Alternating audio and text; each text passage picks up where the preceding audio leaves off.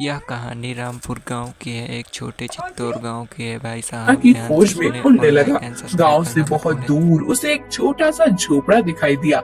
झोपड़े की छत पर जाकर बैठ गया।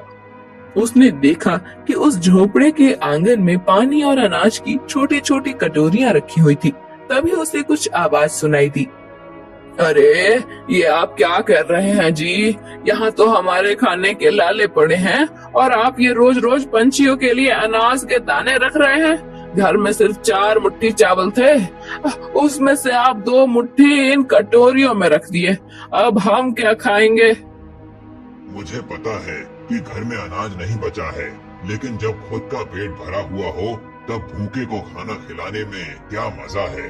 असली इंसानियत तो वो है जब हम खुद आधे पेट रहें और भूखे का पेट भरने में मदद करें। लेकिन हम ही क्यों जी?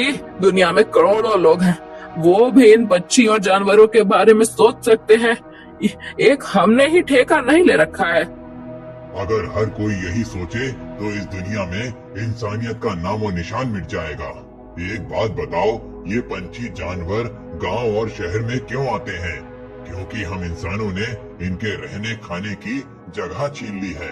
पहाड़ तोड़कर, जंगल काटकर, नदी तालाबों को पीछे हटाकर वहाँ पर सड़कें, ऊंची ऊंची इमारतें बना दी।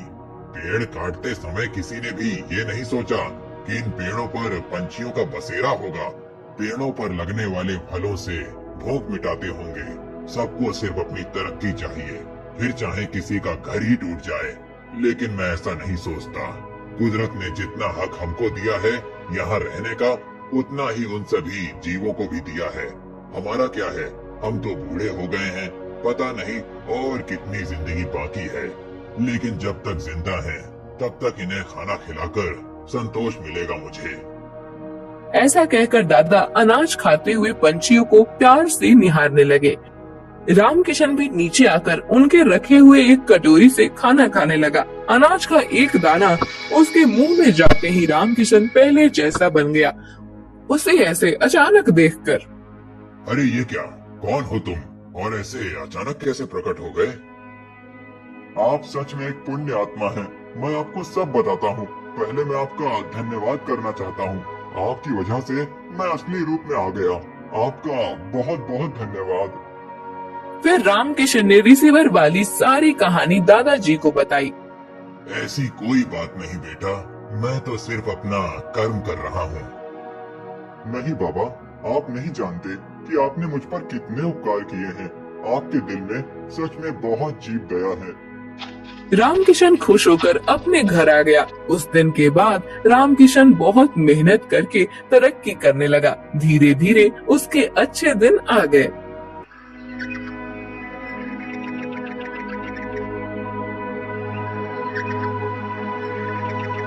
भोला सुबह सुबह अपनी कुल्हाड़ी को लेकर जंगल की ओर जाने लगा।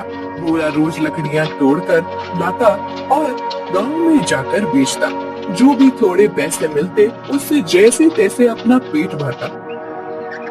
उस दिन जब भोला लकड़ी काटने गया, उसने देखा कि बहुत सारे पेड़ पहले से ही कटे हुए हैं। फिर, अरे ये क्या, लगता है आज कलुआ मुझसे पहले आकर लकड़ियाँ तोड़कर चला गया। वैसे भी कलुआ को तो मुझसे बहुत ज्यादा लकड़ियों की जरूरत होती है, इसीलिए आया होगा। चलो अब जंगल के और अंदर जाना होगा। भोला और अंदर चला गया। उसने देखा कि बीच जंगल में बहुत से पेड़ थे। उन पेड़ों को देखकर, अरे वाह, यहाँ पर तो बहुत सारे पेड़ हैं। अगले 2 महीनों तक भी रोज लकड़ियाँ काटो तो भी कम नहीं पड़ेंगी। भोले ने पेड़ काटने के लिए कुल्हाड़ी उठाई। तभी उसने देखा कि ऊपर एक बंदरिया अपने नवजात बच्चे के साथ उस पेड़ पर बैठकर फल खा रही थी। वो बंदरिया इतने प्यार से अपने बच्चे को पकड़कर बैठी थी कि उनका प्यार देखकर भोला रुक गया। ये क्या करने जा रहा था मैं? अगर मैंने ये पेड़ काट दिया, माँ बंदरिया और उसके बच्चे का घर टूट जाएगा। नहीं, मुझे ऐसा नहीं करना चाहिए। शायद इस पेड़ पर बहुत सारे फल हैं, इसीलिए ये बंदरिया यहाँ रुकी होगी। चलो मैं कोई ऐसा पेड़ काटता हूँ जिस पर किसी जानवर या पंछी का घर ना हो। भोला और आगे चला गया। उसने अपनी जरूरत के अनुसार लकड़ियां काटी और उन्हें बेचने चला गया। ऐसे ही दिन बीतते रहते हैं। भोला रोज उस बंदरिया और उसके बच्चे को देखता। कभी कभी भोला बंदरिया को खिलाने के लिए घर से रोटी भी ले आता। एक दिन जब भोला लकड़ी काटने गया तब उसने देखा कलवा उसी पेड़ पर कुल्हाड़ी चला रहा था जिस पेड़ पर उस बंदरिया रहती थी। कलवा को उस पेड़ को काटते देख, अरे कलवा, ये क्या कर रहे हो? ये कैसा सवाल है? भगवान ने आंखों की जगह बटन लगाकर भेजा है क्या? दिखाई नहीं देता? लकड़ी काट रहा हूँ। वो तो मैं देख रहा हूँ कलवा, लेकिन इस पेड़ की लकड़ी क्यों काट रहे हो? किसी और पेड़ की लकड़ी काटो। पेड़ पर देखो, एक बंदरिया का घर है, उसके साथ उसके नवजात शिशु भी है कलवा। तो क्या हुआ? वो बंदरिया किसी और पेड़ पर चली जाएगी? इतने सारे पेड़ तो हैं। लेकिन कलवा, लेकिन वेकिन कुछ नहीं, चल निकल जा यहाँ से। आया बड़ा मुझे सिखाने वाला। और सुन, इस पेड़ को तो पूरा मैं ही काटूंगा, ये ध्यान रखना। तुझे चाहिए तो कहीं और चला जा, नहीं तो ये देख रहा है ना कुल्हाड़ी, मुझे जरा सी भी देर नहीं लगेगी इस कुल्हाड़ी को तुझ पर चलाने में। कलवा पेड़ काटने लगा। भोला बेचारा चाह कर भी कुछ नहीं कर पाया और आगे चला गया।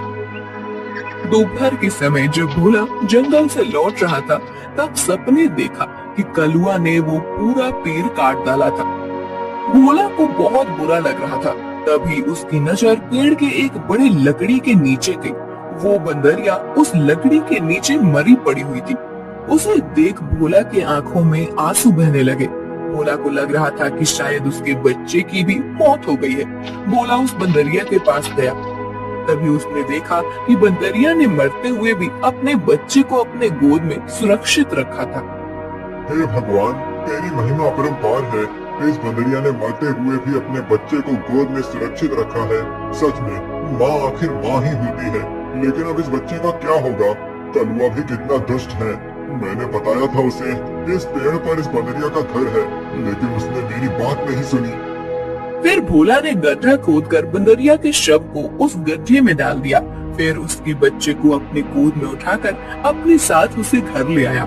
उस दिन एक बात से भोला अपने छोटे भाई की तरह उस बंदर को साथ रखने लगा। एक दिन भोला लकड़ी काटने गया था तब, क्यों भोला, सुना है तूने किसी बंदर को पाल रखा है? अरे खुद का पेट तो तुझसे भरता नहीं, अब उस बंदर को क्या खिलाएगा? वो वही बंदर है कलवा, जिसकी माँ के तुम हत्यारे हो। मैंने तुम्हें कहा था कि उस पेड़ पर उस बंदरिया का घर है, फिर भी तुमने वो पेड़ काट दिया। वो बंदरिया पेड़ से गिरकर मर गई। इसीलिए मुझे इंसानियत के नाते उस बंदर को अपने साथ ले जाना पड़ा। अगर मैं उसे नहीं ले जाता तो इस जंगल में ऐसे ही उसकी मौत हो जाती। हाँ, तो तू बड़ा दयावान है ना। सारी दुनिया की इंसानियत और अच्छाई एक तुझ में ही भरी हुई है ना। कलवा, मेरी तुमसे विनती है कि आगे से तुम कोई भी पेड़ काटते समय थोड़ा ध्यान दो कि किसी जानवर पंछी का घर न टूटे। ये भोला, मैंने पहले भी एक बार तुझसे कहा था कि तू मुझे मत सिखा। जब तूने कुल्हाड़ी हाथ में लेना सीखा था ना, उसके कई साल पहले से मैं लकड़ी काट रहा हूँ। तू कौन होता है मुझे सिखाने वाला? रुक, तुझे अभी मजा चखाता हूँ। ऐसा कहकर कलवा ने भोला को पीटना शुरू कर दिया। उसे पीटने के बाद भोला को उसने चेतावनी भी दी कि आगे से अगर वो इस गांव में लकड़ी काटने के लिए आएगा तो उसे अपनी जान से हाथ धोना पड़ेगा। बेचारा भोला घर आ गया और बंदर से बात करने लगा। चलो दोस्त, अब इस गांव से हमारा दाना पानी उठ गया है। उस कलवा ने मुझे पीटकर साफ साफ चेतावनी दे दी है। अब अगर जान बचानी है तो इस गांव को छोड़कर जाना ही बेहतर होगा। चलो, हम कहीं और जाकर हमारी अपनी दुनिया बसाएंगे। भोला बंदर को अपने कंधे पर बिठाकर गांव से कहीं दूर जाने के लिए निकल गया। दिन बीत रहे थे और भोला दर बदर भटकते हुए काम की तलाश कर रहा था। ना तो उसे काम मिल रहा था और ना उसके रहने का कोई ठिकाना था। जैसे तैसे अपने लिए और बंदर के लिए वो एक वक्त का खाना जुटा पा रहा था। एक दिन ऐसे ही वो थक कर एक पेड़ के नीचे बैठा हुआ था। बंदर उसकी गोद में सोया हुआ था। तभी वहाँ एक योगी बाबा आए। प्रणाम योगी बाबा। कल्याण हो पुत्र। एक बात बताओ, तुम इस बंदर को